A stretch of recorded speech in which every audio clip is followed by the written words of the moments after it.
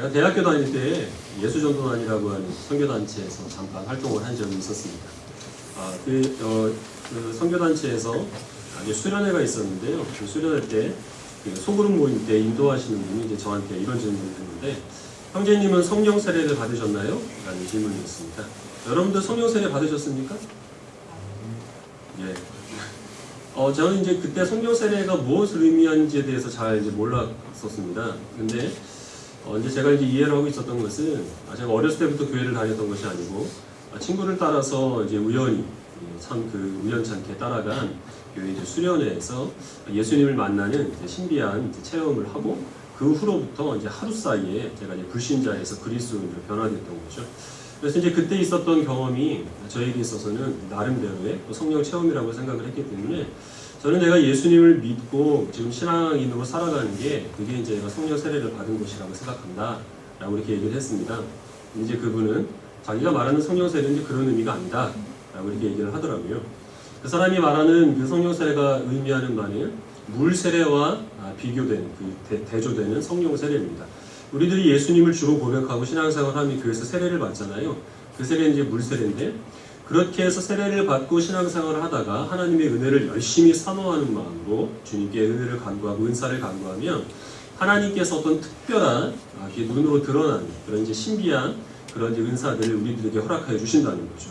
예를 들면 방언으로 기도하는 것, 그 방언을 통역하는 것, 아니면 앞에 장래일을 얘기하는 예언하는 것이나 어떤 환상을 보는, 아니면 병을 고치는 그러한 은사들을 받았느냐라는 게 성령 세례를 받았느냐라는 그 질문에 담겨있는 뜻이었습니다. 성경에서 물론 성령 세례라는 말이 있는데, 그 성령 세례를 성경에서 그럼 어떻게 사용하느냐 하는 것이 이제 중요하겠죠. 나중에 알게 됐는데, 예수전도단이라고 하는 선교단체는 기독교에 있는 많은 분파 가운데서 특별히 오순절주의, 우리나라의 순복음교회가 오순절에 해당합니다. 또 은사주의 운동, 여기에 이제 영향을 받은 그런 이제 선교단체였습니다. 그래서 장로교인 우리들과 성령 세례라는 말이 다른 의미로 쓰였기 때문에 제가 거기에서 이제 혼란을 겪었던 거죠. 교회에는 많은 분파가 있습니다. 우리는 장로교고, 감리교 있고, 또 순복음이 있고, 또 선교교가 있습니다. 각각의 그 교파들은 저마다 고백하는 신앙 고백이 조금씩 차이가 있습니다. 사도신경은 공통적으로 고백하지만 조금 세부적으로 들어가면 이 믿음의 내용이 다른 거죠. 그것 때문에 갈린 건데, 오늘날 사실 교회는 이런 그 저마다 교파가 갖고 있는 신학적인 색깔이 조금씩 옅어지고 있습니다. 장점이 있죠. 어떤 장점이냐면, 순복음교회에서 오랫동안 교회 신앙생활 하신 분이 어떤 일이 있어서 장로교회도 옮겨오셔도 별 어려움이 없습니다. 이 교회 가나 저 교회 가나 비슷비슷하니까. 그러나 심각한 문제점이 하나 있는데, 저마다 갖고 있었던 신앙적인 그런 전통들을 그 어떤 이제 현실적인 이유들, 예를 들면 다양한 성도들의 그런 어떤 이제 입맛에 맞춰줘야 한다는 그런 현실적인 이유 때문에 이런 신학적인 색깔이 희석이 되다 보니까 교회 자체가 세상에 있는 어떤 조직과 구별됨이 없어지는 거죠. 빛과 소금으로서의 우리들의 거룩함이 없어지고 있다는 겁니다. 저는 장로교회 목사이고, 저는 이제 목사 임직을 할 때 장로교회에서 하는 모든 신앙 고백들, 웨스터민스터 소요리 문답과 하이델베르그 요리 문답과 같은 그런 교리들을 저희 신앙 고백으로 받겠다고 선서를 하고, 그리고서 제가 그 목사 임직을 받았습니다. 저는 어떤 교파에 있는 그 교리들보다 우리 장로교회에서 고백하는 신앙 고백이 훨씬 더 성경에 가깝다는 것을 저는 확신을 합니다. 하지만 장로교회만 옳다든지, 그래서 순복음에는 구원이 없고 감리교에서 얘기하는 건 다 틀렸고, 그런 것은 전혀 인정하지 않습니다. 우리가 부족한 부분도 분명히 있고 다른 교파에도 배워야 될 부분이 분명히 있는 거죠. 그러나 한 가지, 우리들은 지금 한 교회 안에서 같이 신앙생활을 하고 있기 때문에 중요한 부분에 있어서는 우리는 의견 일치를 봐야 됩니다. 그렇지 않으면, 제가 성령 세례를 받았냐고 질문을 했을 때 느꼈던 그런 이제 어떤 이 혼란들을 우리가 신앙생활하는 이 어떤 그 시간들 속에서는 겪지 않게 된다는 거죠. 이런 부분에 있어서 우리는 삼위일체 하나님 가운데 삼위에 해당하시는 성령 하나님에 대한 이해를 조금 더 분명히 해야 될 필요가 있습니다. 역사적으로 교회는 그동안 많은 이단 사설의 공격을 받아왔는데, 특별히 오늘날 교회 안에서 조금 문제가 되고 있는 한 가지 이제 운동은 은사주의 운동입니다. 삼위 하나님 가운데 성령 하나님의 인격적인 측면을 강조하기보다 그 성령 하나님께서 행하시는 일들, 나타나는 어떤 현상들, 이러한 것에 많이 초점을 맞추고 있는 그런 운동들이 있죠. 신사도 운동이라고 여러분들이 많이 들어보셨을 거고, 교회에서 새신자 정착 프로그램으로 도입하고 있는 알파코스나 아니면 G12나 뭐 트레스디아스라고 하는, 여러분들은 우리 교회에서 안 했기 때문에 생소할 수 있는데 많은 교회들에서 지금 그런 것들을 도입을 하고 있습니다. 그런 것들이 전부 그런 형상을 나타내는 건 아니지만 끝에 가게 되면 결국에는 그런 은사주의 운동과 만나게 되고, 은사주의 운동은 좀 무서운 부분이 있습니다. 눈에 보이는 증거가 있거든요. 신기한 일들이 정말 일어납니다. 이 알파코스에서 하는 그 성령 체험 가운데서 그 아말가미가 금리로 변화되는 그런 일들을 체험했다고 얘기하는 사람들이 실제로 나타난다는 거죠. 그러나 우리는 어떤 현상이 중요한 것이 아니라 성경에서 무엇을 말씀하고 있느냐라는 것이 중요하기 때문에 이번 주와 다음 주간에 걸쳐서 우리는 성경이 증거하는 성령 하나님의 그 역사하심의 증거가 무엇인지에 대해서 살펴보는 시간을 가지려고 합니다. 먼저 우리 본문을 우리가 살펴봐야 될 텐데요. 고린도전서는 고린도에 있는 교인들을 향하여서 사도 바울이 쓴 편지죠. 고린도전서 후서를 읽어보면 고린도 교회가 어떤 문제점을 안고 있는지가 이제 적나라하게 드러납니다. 가끔 우리가 이제 초대교회로 돌아가자 이런 얘기를 하죠. 초대교회가 좋을 것 같아서. 근데 이 고린도전서를 읽어보면 초대교회로 돌아가면 큰일 납니다. 사람이 모인 곳은 어디다 교회도 옛날에 있었던 교회나 지금 있었던 교회나 마찬가지로 문제가 늘 드러날 수밖에 없고, 고린도전서하고서는 그런 문제점들이 여실히 이제 드러나고 있는 서신인데, 우리가 읽은 이 고린도전서 12장에서 사도 바울이 지적하고 있는 문제는 바로 은사에 대한 문제입니다. 하나님께서 고린도 교회를 사랑하셔서 그 교회 교인들에게 여러 다양한 성령님의 그 역사하심을 그들 가운데 일으켜 주셔서 많은 은사를 그들이 받았습니다. 어떤 성도는 방언을 하고, 어떤 성도는 그 방언을 통역하는 그러한 은사가 있었고, 예언을 하는 일, 그리고 병을 고치는 일들, 각각 다양한 모습으로 풍성한 은사를 받았는데, 문제가 무엇이냐 하면 내가 받은 은사가 더 귀한 것이다, 내가 받은 은사가 더 센 것이다, 이런 것을 가지고 성도들 사이에 다툼이 일어났다는 거예요. 거기에 대해서 지금 사도 바울이 그런 은사를 어떻게 이해를 해야 되고 어떻게 사용해야 되는가라는 것이 고린도전서 12장과 사랑장인 13장 그 후에 이어지는 모든 말씀 가운데 다 그런 문제점들을 지적을 하고 있습니다. 이 사람들은 서로 내가 이런 은사를 받았기 때문에 나는 신령하다, 지금 이렇게 주장을 하고 있는데, 사도 바울이 이야기하고 있는 지금 신령한 그리스도인이 이제 무엇인지 이제 바울은 이제 밝히고 있습니다. 신령한 사람, 성령님께 붙들려서 성령이 그 속에서 역사하시는 사람은 어떤 신비한 일들, 다른 사람들이 갖지 못한 특별한 은사를 가진 사람이 아니라 예수 그리스도를 주로 고백하는 사람이 바로 신령한 그리스도인이라는 겁니다. 너희들이 어떻게 그리스도인이 되었는지를 생각해 보라는 거죠. 우상에게 끌려다니면서 하나님을 모르고 살아가다가, 그러나 너희들이 지금 그 눈에 보이지 않는 하나님을 섬기며, 그리고 또한 사람들이 십자가에 못 박아 죽인 예수 그리스도를 너희들의 왕으로, 주님으로 지금 모시고 살아가고 있지 않느냐. 이것이 강요로 된 것이 아니고, 또 이것이 너희들이 열심히 고민하거나 연구해서 얻어진 것이 아니라 하나님께서 성령 하나님을 통하여 너희 속에서 역사하지 않으셨으면 이런 믿음을 가질 수가 없기 때문에, 누구든지 예수님을 주로 고백하는 사람은 바로 신령한 그리스도인이라는 겁니다. 성령 하나님이 아니하고는, 성령 하나님으로 말미암지 않고는 예수님을 주로 고백할 수가 없다는 거죠. 그리고 그 당시에 우상을 섬기는 사람들은 그들의 그 종교적인 모임에서 자기네들이 섬기는 그 우상의 이름을 빌려서 저주하는 일들을 했습니다. 그러나 우리 그리스도인들은 그렇게 합니까? 혹시 여러분들 예수님의 이름을 힘입어서 누구 망하게 해달라고 그렇게 저주한 적은 없으시죠? 왜냐하면 우리는 예수님께서 하신 말씀과 같이 우리를 핍박하는 자를 위하여서 기도하고 우리의 원수를 위하여서 우리는 축복하는 그런 주님의 말씀을 따라가는 주님의 백성들이기 때문에 그렇습니다. 그래서 우리들이 모이는 모임 가운데서 원수를 예수님의 이름을 힘입어서 저주하지 않고 오히려 다른 사람들을 위하여서 기도하면 그것이 무엇으로부터 비롯된 것이라는 거죠? 성령 하나님의 영이 우리 속에서 말씀하여 주심으로 우리가 그렇게 원수를 위해 축복하고 그들을 위해서 기도할 수가 있다는 겁니다. 이런 것들을 행하는 사람이 바로 그리스도인이라는 것이죠. 로마서 말씀에도 보면 성령 하나님께서 우리 속에서 증거하셔서 우리가 하나님을 아버지라 부른다라는 그런 말씀이 있습니다. 그래서 무엇이 중요하느냐? 우리가 예배를 무엇으로 시작을 했죠? 사도신경으로 시작을 하죠. 사도신경이 무엇이라고 고백을 합니까? 전능하사 천지를 만드신 하나님 아버지를 내가 믿사오며 그 외아들 우리 주 예수 그리스도를 믿사오니, 아버지와 주님이라는 고백이 사도신경에 들어있는 이유는 우리가 하나님의 은혜로 구원받은 신령한 하나님의 백성이라는 사실을 고백하며 예배가 시작되기 때문입니다. 그래서 여러분들이 예배에 늦게 오시면 안 되는 거예요. 오늘 사도신경 못하신 분 많이 계시죠? 늦게 오셔가지고. 사도신경은 꼭 고백을 하시고 그리고서 신앙을 우리가 예배를 드려야 되는 겁니다. 이러한 그 고백을 하고 있다면 여러분들은 성령 세례를 이미 받으신 분들입니다. 그럼 다시 한번 물어볼까요? 여러분들 성령 세례를 받으셨나요? 예. 사도신경을 만약에 남들이 하니까 그냥 따라한다 라고 하면 조금 이제 의심해 볼 필요는 있겠지만, 그렇지 않고 아무런 거부감 없이 하나님을 아버지라고 부르고 예수님을 주님이라고 부른다면 그거는 사람의 힘으로 할 수가 없는 것이거든요. 하나님을 완강히 거부하는 사람들은 아예 하나님을 아버지라고 부르지도 못합니다. 우리들 속에서 내가 정말 그런 신령한 그리스도인이라는 사실에 대해서 의심을 갖게 만드는 이유는, 우리가 하나님을 아버지라고 부르지만 내가 하나님을 아버지로 둔 하나님의 자녀다운 하나님을 닮은 모습으로 살아가지 않는다는 것과, 주님을 주로 고백하기는 하지만 그 주님의 말씀에 온전히 순종하지 못한다는 나의 부족함으로 인하여서 자신의 어떤 그런 성령 세례를 받은 신령한 그리스도인이라는 사실에 대한 의심을 품게 하는데, 그거는 전혀 중요하지 않습니다. 아무리 경건한 사람이라 하더라도 하나님의 아들이라고 불리기에는 누구나 다 너나 할 것 없이 부족하기 때문이죠.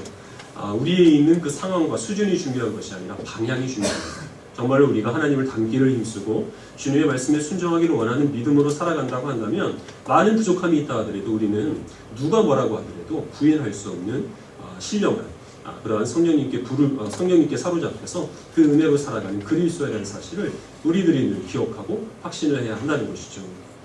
그러면 성령에서 드러나는 성령의 역사하심에 대한 가시적인 증거들, 즉 사도행전에서 나타나는 사도들이 복음을 전하니까 그 복음을 듣고 불신자들이 회개를 합니다.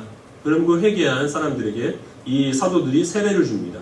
바로 그때 성령께서 그들에게 임하서 방언을 하게 되는 그런 일들이 이 사도행전에 일어나게 되는데, 그런 일들에 대해서는 우리가 이제 어떻게 이해를 해야 되겠느냐 하는 게 중요하겠죠.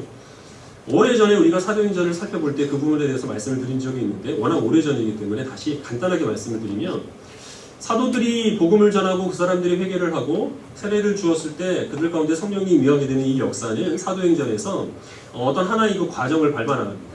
먼저는 예루살렘 교회 안에서 그 일이 있었고, 그 다음에 예루살렘 교회에 핍박이 닥치니까 이 사도들이 사방으로 흩어져 나가서 유대 전역에서 이런 일들이 일어나게 됩니다.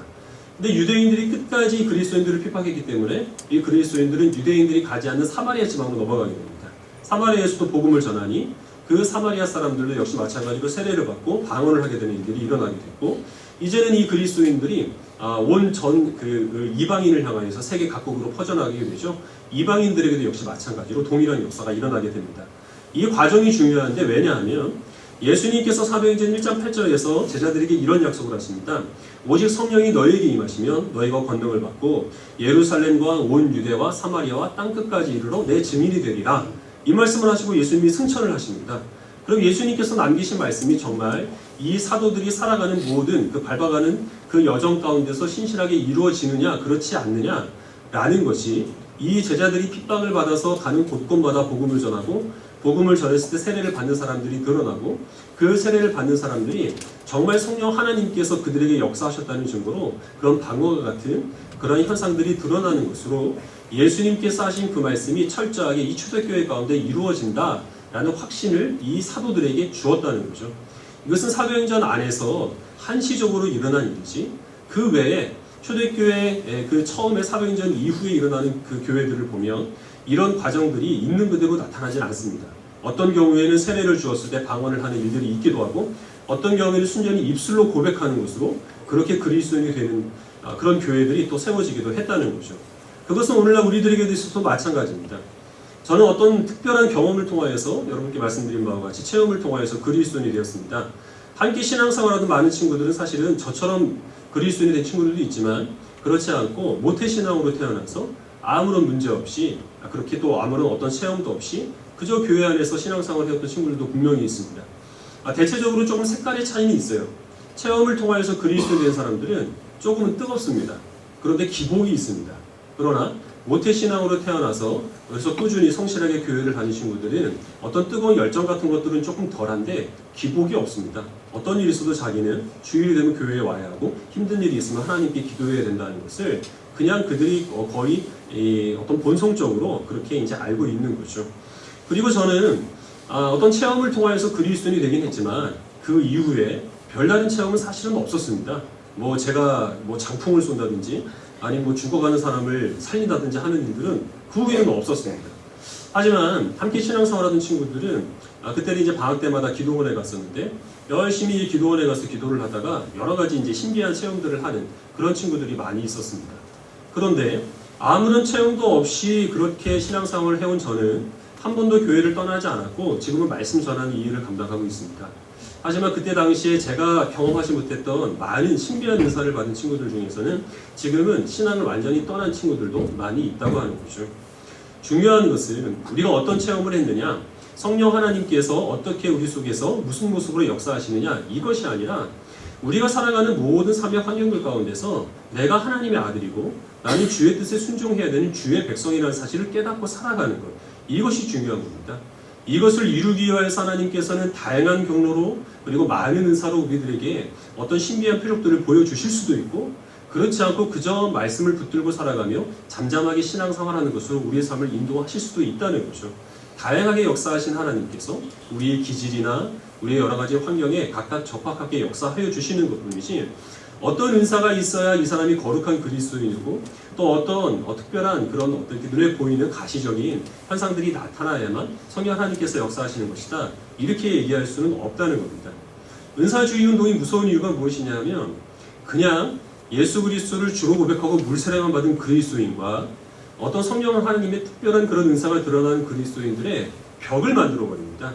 이쪽에 속하는 성도들은 열등한 성도들이고 그런 은사들이 충만하게 드러나는 성도들은 조금 우월한 성도들이라고 하는 거죠.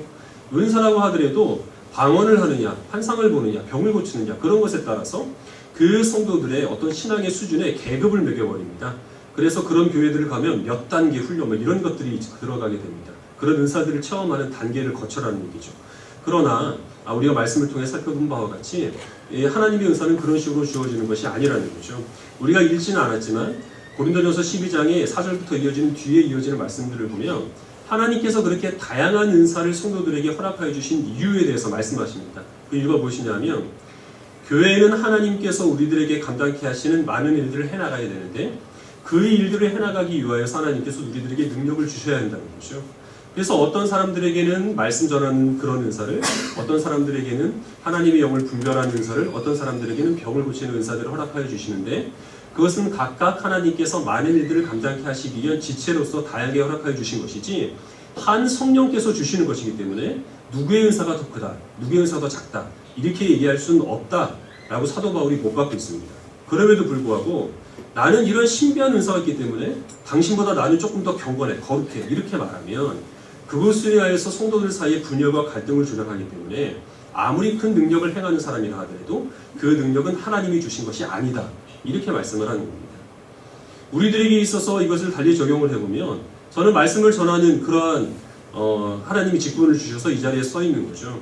중직에 해당하시는 분들은 또 교회의 큰 일들을 결정하기 위한 그런 일들을 맡겨주신 겁니다.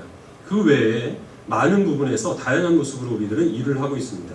어떤 분은 부엌에서 봉사하시는 것으로, 교회를 청소하시는 것으로, 찬양을 운행하는 것으로, 찬양대와 교사로 각각 다른 모습으로 다 그렇게 우리들이 협력하여서 이렇게 우리가 하나님께 예배를 드리고 교회가 세워져 가고 있는데, 말씀 전하는 저의 어떤 역할이 더 중요하다든지 저는 늘 있는 얘기만 하죠. 근데 갑자기 어떤 분이 와서 앞으로 이런 일이 있을 거다라고 장차 일어날 일들을 다 때려 맞추는 거예요. 그러면 그 사람이 그런 말을 했다고 해서 그것이 더 특별한 은사는 될 수 없다고 하는 거죠. 빗자루를 들고 청소하시는 분도, 행주를 들고 설거지를 하시는 분도 모두가 동일하게 성령 하나님께서 그에게 그러한 은사를 주셔서 그 일에 대한 관심을 갖게 하시고 그 일을 기쁘게 받아들일 수 있는 마음을 허락하여 주신 겁니다. 모두가 다 동일한 성령 하나님의 역사하심이라는 사실을 우리들은 기억을 해야 됩니다. 성령 하나님께서는 그렇게 다양한 모습으로 역사하시지만 모든 성도들에게 있어서 성령 하나님께서 이렇게 역사해 주심으로 이가 신령한 사람이다라는 부인할 수 없는 증거로 드러나는 공통적인 특징들이 있습니다. 오늘은 그 가운데서 우리가 한 부분만 살펴보고 말씀을 맺으려고 하는데요. 에베소서 5장 말씀을 같이 보겠습니다.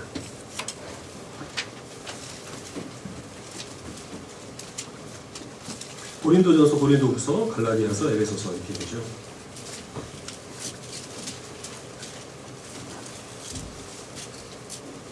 에베소서 5장 15절부터 21절까지 말씀입니다.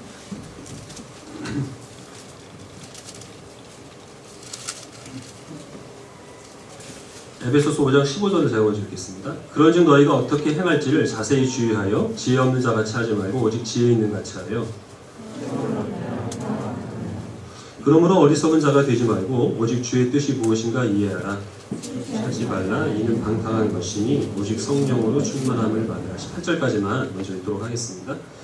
사도 바울 선생님이 여기에서 술 취하는 것과 그리고 또 성령 충만하는 것을 대조를 하고 있습니다. 그래서 이제 이런 부분을 들어서 은사주의 운동을 하는 사람들은 성령 충만한 사람은 마치 술 취한 사람들이 알코올 기운에 압도가 되어서 황홀경 상태에서 살아가는 것처럼 알 수 없는 이야기를 하고 좌우를 분간하지 못하는 그런 분별력을 잃어버리는 것처럼 성령으로 충만한 사람들도 이렇게 분별력 없는 모습들, 그런 황홀경에 빠진 모습들, 웃기도 하고 울기도 하고 그런 모습들을 보여야 된다 이렇게 얘기를 합니다. 그리고 또 하나 증거로 드는 것이 사도행전 2장에서 오순절 성령갈등 사건에서 불의 혀같이 갈라지는 것들이 각 사람에게 임했을 때 사도들이 그때 이제 방언을 하게 되죠. 그 모습을 보고 주변에 있는 사람들이 저 사람들이 술에 취했다 이렇게 생각을 합니다. 그래서 성령 충만한 사람은 술 취한 사람같이 그렇게 이제 살아가는 것으로 이해를 하는데 이 사도 바울 선생님의 말은 성령 충만한 사람은 술 취한 사람처럼 보인다 이게 아니라 술 취한 것과는 전혀 다른 특성을 보인다는 거죠. 사람이 술에 취하면 어떻게 되나요? 전혀 모르시는 표정을 하고 있는데 잘 아시죠? 술에 취하면 분별력을 잃어버립니다. 지금 내가 있는 곳이 길거리인지 집인지 내 앞에 있는 사람이 친구인지 원수인지 여기가 화장실인지 아니면 안방인지 그거 이해를 하지 못해서 이제 실수를 하게 되는 거죠. 그렇게 분별력을 잃어버리고 그렇게 살아가는데 성령으로 충만한 사람은 분별력을 잃지 않고 하나님이 주신 지혜로 더욱더 확실하게 하나님의 뜻이 무엇인지를 냉철하게 이해를 하며 살아간다고 하는 겁니다. 이 악한 세대 가운데서 길을 잃어버리지 아니하고 하나님께서 뜻하신 바로 정확하게 그 길을 걸어가는 사람이 바로 성령으로 충만한 사람이라는 거죠.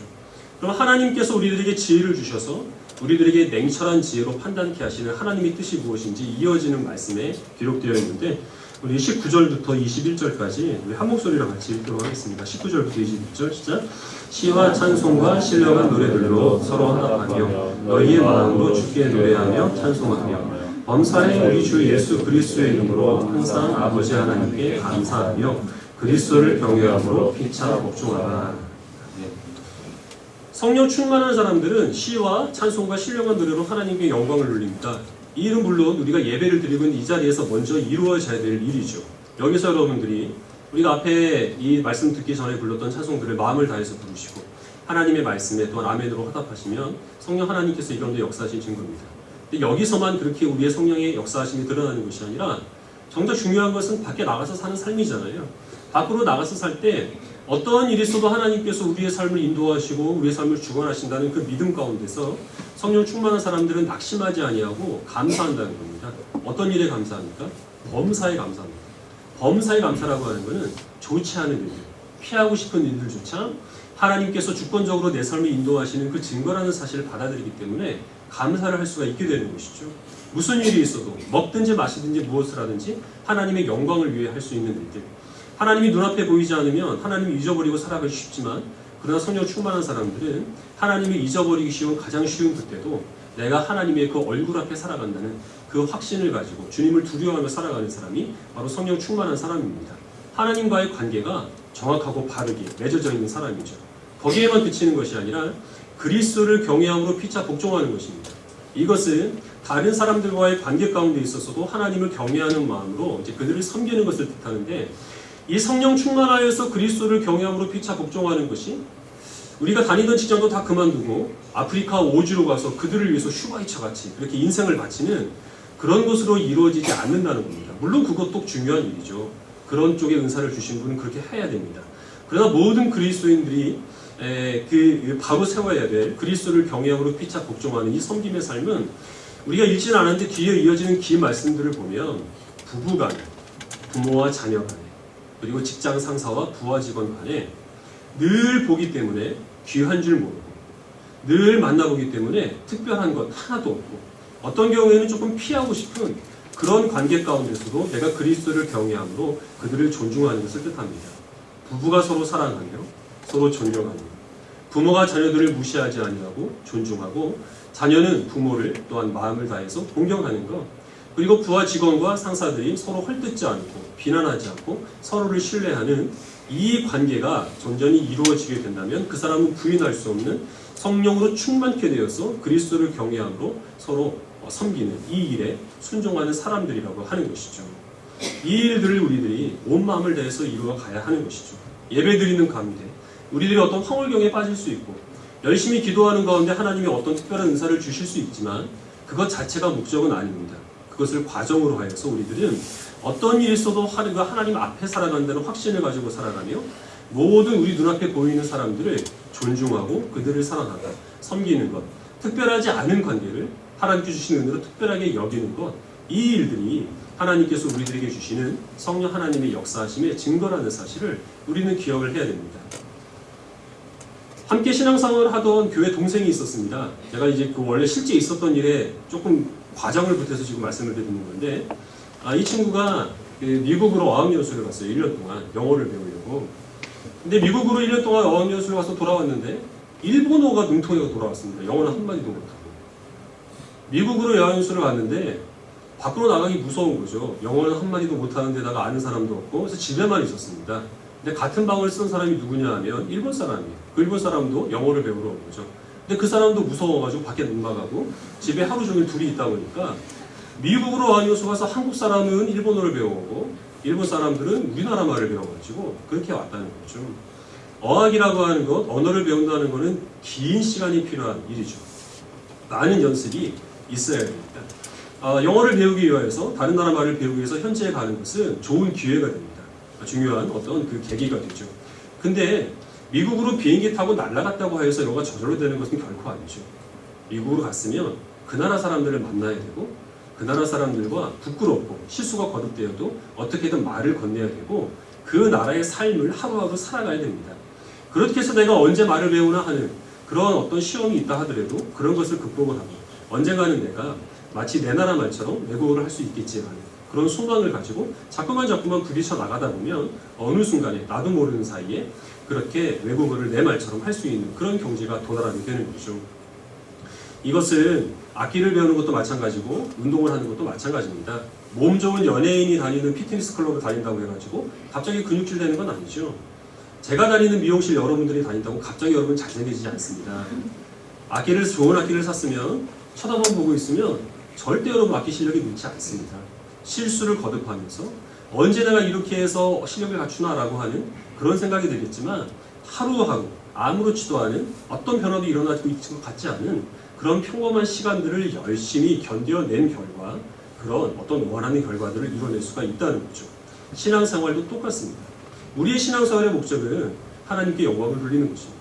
하나님을 닮아가는 것이고 예수님을 주로 고백하는 신자들답게 주님의 말씀에 순종하는 것이 우리 신앙생활의 목적입니다. 이 일들은 하루아침에 이루어지는 것이 아닙니다. 이 일을 이루기 위하여서 어떤 신령한 집회에 참여하는 것 좋습니다. 능력 있는 분의 말씀을 골라서 듣는 것 이거 권장할 만한 일입니다. 그거는 하나의 계기에 불과하다는 거예요.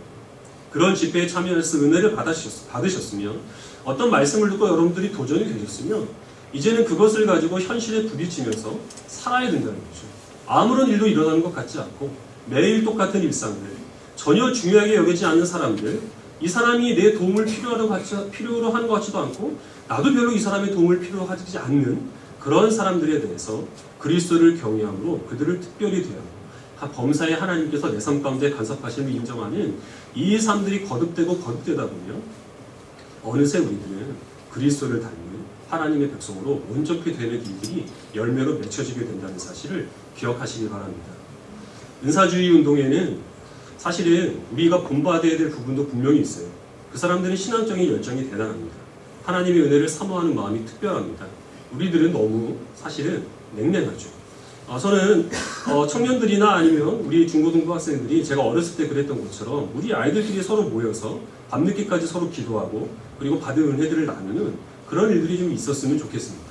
그러다 그런 모든 일들이 그것 자체가 목적은 아니라는 사실을 우리는 기억해야 되겠죠.